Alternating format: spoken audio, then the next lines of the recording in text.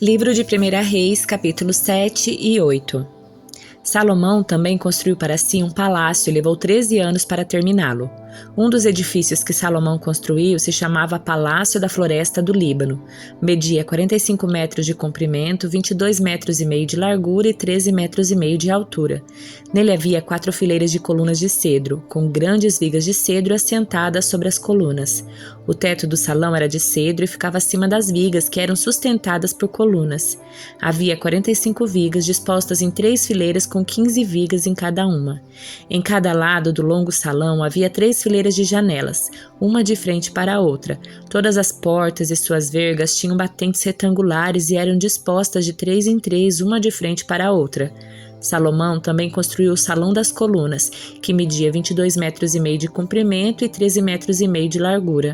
Tinha na frente uma varanda com colunas e uma cobertura acima delas. Salomão construiu ainda a Sala do Trono, conhecida como Salão do Julgamento, onde se sentava para ouvir as questões a serem julgadas. A sala era revestida de madeira de cedro desde o piso até o teto. A residência onde ele morava ficava em torno de um pátio atrás do Salão do Julgamento e era construída da mesma forma. Ele também construiu uma residência semelhante para a filha do faraó com quem havia se casado. Todos esses edifícios foram construídos com grandes blocos de pedra de alta qualidade, cortados na medida exata de todos os lados do alicerce até o beiral do telhado, desde o lado externo até o grande pátio. Algumas das grandes pedras do alicerce mediam 4,5 metros por 3,6 metros. Por cima dos alicerces foram colocados blocos de pedra de alta qualidade, cortados sob medida e vigas de cedro. As paredes do grande pátio foram construídas com uma camada de vigas de cedro entre cada 3 camadas de pedras cortadas, como as paredes do pátio interno do templo do Senhor com sua sala de entrada. O rei Salomão mandou que viesse de Tiro um homem chamado Irão. Ele era israelita por parte de mãe, uma viúva da tribo de Naftali, e seu pai, originário de Tiro, havia sido artífice em bronze. Irão era extremamente hábil e talentoso em qualquer obra em bronze e veio realizar todo o trabalho com metais para o rei Salomão. Irão fundiu as colunas de bronze, cada uma com 8,1 metros de altura e 5,4 metros de circunferência. Para o alto das colunas, fundiu capitéis de bronze com 2,25 metros de altura para cada um. Cada capitel era enfeitado com 7 conjuntos de correntes entrelaçadas. Para enfeitar os capitéis no alto das colunas, fez 2 fileiras de romãs ao redor desses conjuntos de correntes. Os capitéis no alto das colunas da sala da entrada tinham forma de lírios e mediam 1,8 metros de altura. Nos capitéis das 2 colunas havia 200 romãs dispostas em 2 fileiras, perto da superfície arredondada e do conjunto de correntes entrelaçadas. Irão colocou as colunas da entrada do templo, uma à direita e a outra à esquerda. A que estava à direita deu o nome de Jaquim, e a outra à esquerda deu o nome de Boaz. Os capitéis do alto da coluna tinham a forma de lírios, e assim foi terminada a obra das colunas. Depois, Irão fundiu um grande tanque redondo que chamaram de mar. O tanque media 4,5 metros de uma borda a outra, 2,25 metros de profundidade e 13,5 metros de circunferência. Logo abaixo da borda tinha ao redor 2 fileiras de frutos decorativos. Havia cerca de 20 frutos por metro em toda a circunferência, formando uma única peça de fundição com o tanque. O tanque ficava apoiado sobre 12 touros, todos voltados para fora. 3 voltados para o norte, 3 para o oeste, 3 para o sul, 3 para o leste. As paredes do tanque tinham 8 centímetros de espessura e sua borda se projetava para fora como uma taça, semelhante a um lírio. Tinha capacidade para cerca de 42 mil litros de água. Irão também fez 10 bases móveis de bronze para levar água. Cada uma media 1,8 metros de comprimento, 1,8 metros de largura e 1,35 metro de altura. Foram construídos com painéis laterais presos com travessões. Tanto os painéis como os travessões eram enfeitados com entalhes de leões, bois e querubins.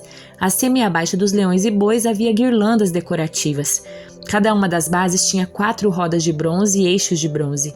Nos cantos das bases havia suporte para as pias de bronze. Os suportes eram decorados de cada lado com entalhes de guirlandas. Na parte superior de cada base havia um encaixe redondo para a bacia. Projetava-se 45 centímetros acima da parte superior da base como um pedestal redondo e sua abertura tinha 67,5 centímetros de um lado ao outro. Do lado de fora era enfeitada com entalhes de guirlandas. Os painéis das bases eram quadrados e não redondos. Sob os painéis ficavam as 4 rodas ligadas aos eixos que haviam sido fundidos como parte da base. As rodas tinham 67,5 centímetros de diâmetro e eram semelhantes às rodas de carros de guerra. Os eixos, raios, aros e cubos das rodas eram todos de bronze fundido. Em cada um dos 4 cantos da base havia alças, que também eram fundidas como parte da estrutura. Em volta da parte superior de cada base havia uma borda com 22,5 centímetros de largura. Os suportes nos cantos e os painéis laterais eram fundidos com a base como se fossem uma só peça. Entalhes de querubins, leões e palmeiras enfeitavam os painéis e os suportes nos cantos em todos os espaços disponíveis, e havia guirlandas ao redor de tudo. As 10 bases tinham todas o mesmo tamanho e foram feitas iguais, cada uma fundida do mesmo molde. Irão também fez 10 pias menores de bronze e uma para cada base móvel. Cada pia media 1,8 metros de diâmetro e tinha capacidade para cerca de 840 litros de água. Ele colocou 5 bases do lado sul do templo e 5 do lado norte. O grande tanque de bronze chamado Mar foi colocado perto do canto sudeste do templo. Também fez as bacias, pás e tigelas necessárias. Assim Irão terminou tudo o que o rei Salomão havia ordenado que ele fizesse para o templo do Senhor. As 2 colunas, os 2 capitéis em forma de taça no alto das colunas, os 2 conjuntos de correntes entrelaçadas que enfeitavam os capitéis, as 400 romãs penduradas nas correntes nos capitéis, 2 fileiras de romãs para cada conjunto de correntes que enfeitavam os capitéis no alto das colunas, as 10 bases móveis para levar água com as 10 pias, o mar e os 12 bois debaixo dele, os baldes das cinzas, as pás e as tigelas. Irão fez todos esses objetos de bronze polido para o templo do Senhor conforme as instruções do rei Salomão. O rei ordenou que fossem fundidos em molde de barro no Vale do Jordão, entre Sucote e Zaretã. Salomão não pesou todos esses objetos porque eram muitos. O peso do bronze não pôde ser medido. Salomão também fez toda a mobília do templo do Senhor, o altar de ouro, a mesa de ouro para os pães da presença, os candelabros de ouro maciço, 5 do lado direito, 5 do lado esquerdo, em frente ao lugar santíssimo, os enfeites de flores, as lâmpadas, as tenazes, todos de ouro, os baldes pequenos, os cortadores de pavio, as tigelas, as colheres e os incensários, todos de ouro maciço, as dobradiças das portas da entrada para o lugar santíssimo e do salão principal do templo, revestidas com ouro. Assim o rei Salomão concluiu toda a sua obra no templo do Senhor. Então trouxe todos os presentes que seu pai Davi havia consagrado, a prata, o ouro e os diversos objetos, e os guardou na tesouraria do templo do Senhor. Em seguida, Salomão mandou chamar a Jerusalém todas as autoridades de Israel e todos os líderes das tribos, os chefes das famílias israelitas. Eles levariam a arca da aliança do Senhor do lugar onde estava na cidade de Davi, também conhecida como Sião, para o templo. Todos os homens de Israel se reuniram diante do rei Salomão durante a festa das cabanas, celebrada no mês de Etanim, no 7º mês. Quando todos os líderes de Israel chegaram, os sacerdotes ergueram a arca. Os sacerdotes e os levitas levaram a arca do Senhor junto com a tenda do encontro e todos os seus utensílios sagrados. Ali, diante da arca, o rei Salomão e toda a comunidade de Israel ofereceram tantos sacrifícios de ovelhas e bois que não puderam ser contados. Então os sacerdotes levaram a arca da aliança do Senhor para o santuário interno do templo, o lugar santíssimo, e a colocaram sob as asas dos querubins. Os querubins tinham as asas abertas sobre a arca, e elas cobriam a arca e as varas usadas para transportá-la. Essas varas eram tão compridas que suas pontas podiam ser vistas do lugar santo, diante do lugar santíssimo, mas não de fora, e estão ali até hoje. Na arca havia só as 2 tábuas de pedra que Moisés tinha colocado dentro dela no Monte Sinai, onde o Senhor fez uma aliança com os israelitas depois que eles saíram da terra do Egito. Quando os sacerdotes saíram do lugar santo, uma densa nuvem encheu o templo do Senhor. Com isso, os sacerdotes não puderam dar continuidade a seus serviços, pois a presença gloriosa do Senhor encheu o templo do Senhor. Então Salomão orou: Ó Senhor, tu dissestes que habitarias numa densa nuvem. Agora construí para ti um templo majestoso, um lugar para habitares para sempre. Então o rei se voltou para toda a comunidade de Israel que estava em pé diante dele e abençoou o povo.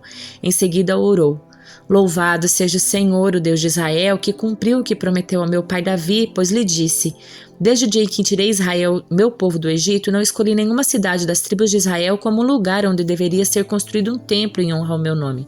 Contudo, escolhi Davi para reinar sobre o meu povo Israel. Salomão disse: Meu pai Davi queria construir este templo em honra ao nome do Senhor, o Deus de Israel. Mas o Senhor lhe disse: Sua intenção de construir um templo em honra ao meu nome é boa, mas essa tarefa não caberá a você. Um dos seus filhos construirá o templo em honra ao meu nome. O Senhor cumpriu sua promessa, pois eu sou o sucessor do meu pai Davi e agora ocupo o trono de Israel como o Senhor havia prometido. Construí esse templo em honra ao nome do Senhor, o Deus de Israel, e preparei nele um lugar para a arca que contém a aliança que o Senhor fez com nossos antepassados quando os tirou do Egito. Então, Salomão se pôs diante do altar do Senhor na presença de toda a comunidade de Israel. Levantou as mãos para o céu e orou: Ó Senhor, o Deus de Israel, não há outro como tu em cima nos céus nem embaixo na terra. Tu guardas a tua aliança e mostras amor leal àqueles que andam diante de ti de todo o coração. Cumpriste tua promessa a teu servo Davi, meu pai. Fizeste essa promessa com a tua própria boca e hoje a cumpriste com as tuas próprias mãos. Agora, ó Senhor, Deus de Israel, cumpre a promessa que fizeste a teu servo Davi, meu pai, quando lhe disseste: se seus descendentes viverem como devem e me seguirem fielmente como você fez, sempre haverá um deles no trono de Israel. Agora, ó Deus de Israel, cumpre a promessa que fizeste a teu servo Davi, meu pai. Contudo, será possível que Deus habite na terra? Nem mesmo os mais altos céus podem contê-lo, muito menos esse templo que construí. Ainda assim, ouve minha oração e minha súplica, ó Senhor meu Deus. Ouve o clamor e a oração que o teu servo te faz hoje. Guarda noite e dia este templo, o lugar do qual disseste, meu nome estará ali. Ouve sempre as orações que teu servo fizer voltado para este lugar. Ouve as súplicas do teu servo e de Israel teu povo quando orarmos voltados para este lugar. Sim, ouve-nos os céus onde habitas e quando ouvires, perdoa-nos. Se alguém pecar contra outra pessoa e se for exigido que faça um juramento de inocência diante do teu altar neste templo, ouve dos céus e julga entre teus servos, entre o acusador e o acusado. Castiga o culpado e declara justo o inocente, cada um conforme merece. Se o teu povo Israel for derrotado por seus inimigos porque pecou contra ti e se voltar para ti, invocar o teu nome e orar a ti nesse templo, ouve dos céus, perdoa o pecado do teu povo Israel e traze-o de volta a esta terra que deste a seus antepassados.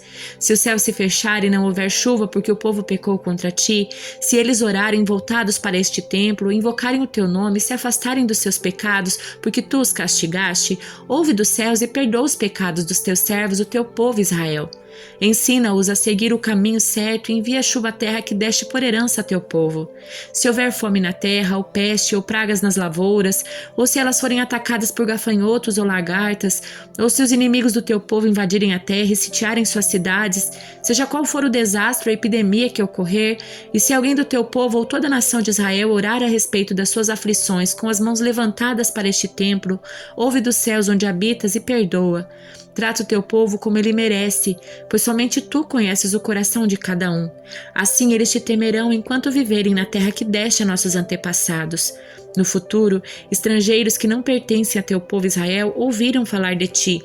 Virão de terras distantes por causa do teu nome, porque ouviram falar do teu grande nome, da tua mão forte e do teu braço poderoso. E quando orarem voltados para este templo, ouve dos céus onde habitas e concede o que pedem. Assim, todos os povos da terra conhecerão teu nome e te temerão como faz teu povo Israel. Também saberão que neste templo que construí em teu nome é honrado, e se o teu povo sair para onde o enviares a fim de lutar contra seus inimigos, e se orarem ao Senhor voltados para essa cidade que escolheste e para este templo que construí em honra ao teu nome, ouve do céu suas orações e defende sua causa. Quando pecarem contra ti, pois não há quem não peque, tua ira cairá sobre eles e tu permitirás que seus inimigos os conquistem e os levem como escravos para outras terras próximas ou distantes. Se caírem em si nesta terra de exílio e se arrependerem suplicando-te, pecamos, praticamos o mal e agimos perversamente, e se voltarem para ti de todo o coração e de toda a alma na terra dos seus inimigos, e orarem voltados para a terra que deste a seus antepassados, para essa cidade que escolheste e para este templo que construí em honra ao teu nome, ouve dos céus onde habita suas orações e súplicas e defende sua causa. Perdoa teu povo que pecou contra ti, perdoa todas as ofensas que cometeram contra ti, faze que seus conquistadores os tratem com misericórdia, pois são o teu povo, a tua propriedade especial que libertaste do Egito, uma fornalha de fundir ferro. Olha atentamente para as súplicas do teu servo e para as súplicas do teu povo Israel. Ouve e responde sempre que clamamos a ti, pois quando tiraste nossos antepassados do Egito, ó soberano Senhor, disseste a teu servo Moisés que separarias Israel de todas as nações da terra para ser tua propriedade especial. Quando Salomão terminou de fazer essas orações e súplicas ao Senhor, levantou-se de diante do altar do Senhor, onde havia se ajoelhado com as mãos estendidas para o céu. Ficou em pé em alta voz, abençoou toda a comunidade de Israel. Louvado seja o Senhor que deu descanso ao seu povo Israel, como prometeu. Nenhuma só palavra falhou das maravilhosas promessas que ele fez por meio do seu servo Moisés. Que o Senhor nosso Deus seja conosco, assim como foi com nossos antepassados, que ele jamais nos deixe nem nos abandone, que ele nos dê a disposição de fazer sua vontade e obedecer a todos os seus mandamentos, decretos e estatutos que ele deu a nossos antepassados, e que as palavras dessa minha oração na presença do Senhor estejam sempre diante dele, dia e noite, para que o Senhor nosso Deus defenda a causa do seu servo e do seu povo Israel conforme as necessidades de cada dia. Então, os povos de toda a terra saberão que somente o Senhor é Deus e que não há nenhum outro. Quanto a vocês, sejam inteiramente fiéis ao Senhor nosso Deus e obedeçam sempre seus decretos e mandamentos como fazem hoje. Então o rei e todo Israel ofereceram sacrifícios ao Senhor. Salomão apresentou ao Senhor uma oferta de paz de 22.000 bois e 120.000 ovelhas. Assim o rei e todo o povo de Israel fizeram a dedicação do templo ao Senhor. Naquele mesmo dia, o rei consagrou a parte central do pátio em frente ao templo do Senhor. Ali apresentou holocaustos, ofertas de cereal e a gordura das ofertas de paz, pois o altar de bronze na presença do Senhor era pequeno demais para tantos holocaustos, ofertas de cereal e gordura das ofertas de paz. Então, Salomão e todo Israel celebraram a festa das cabanas na presença do Senhor nosso Deus. Uma grande multidão havia se reunido de lugares distantes, como Lebo-Ramate ao norte e o Ribeiro do Egito ao sul. A celebração durou no total 14 dias, 7 dias para a dedicação do altar e 7 dias para a festa das cabanas. Terminada a festa, Salomão mandou o povo para casa. Eles abençoaram o rei e foram embora alegres e exultantes, pois o Senhor tinha mostrado sua bondade a seu servo Davi e a seu povo Israel. Salmo de número 76. Deus é honrado em Judá. Grande é seu nome em Israel. Jerusalém é onde ele habita, o Monte Sião é seu lar. Quebrou ali as flechas flamejantes do inimigo, os escudos, as espadas e as armas de guerra. Tu és glorioso e mais majestoso que os montes eternos. Os inimigos mais valentes foram saqueados e jazem no sono da morte. Nenhum guerreiro foi capaz de levantar as mãos. Quando os repreendeste, ó Deus de Jacó, cavalos e cavaleiros ficaram imóveis. Não é de admirar que sejas tão temido. Quem pode permanecer diante de ti quando irrompe tua ira? Dos céus pronunciaste tua sentença. A terra estremeceu e se calou. Tu te levantaste para julgar, ó Deus, para salvar os oprimidos da terra. A rebeldia humana resultará em tua glória, pois tu a usas como arma. Façam votos ao Senhor seu Deus e cumpram-nos. Todos paguem tributos àquele que deve ser temido, pois ele acaba com o orgulho dos príncipes e os reis da terra o temem. Segunda carta aos Coríntios, capítulo 2.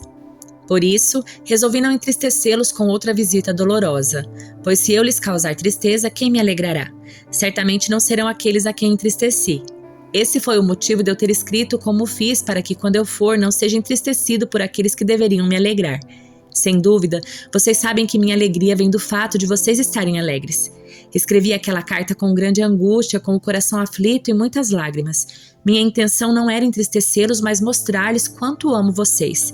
Não exagero quando digo que o homem que causou tantos problemas magoou não somente a mim, mas até certo ponto a todos vocês.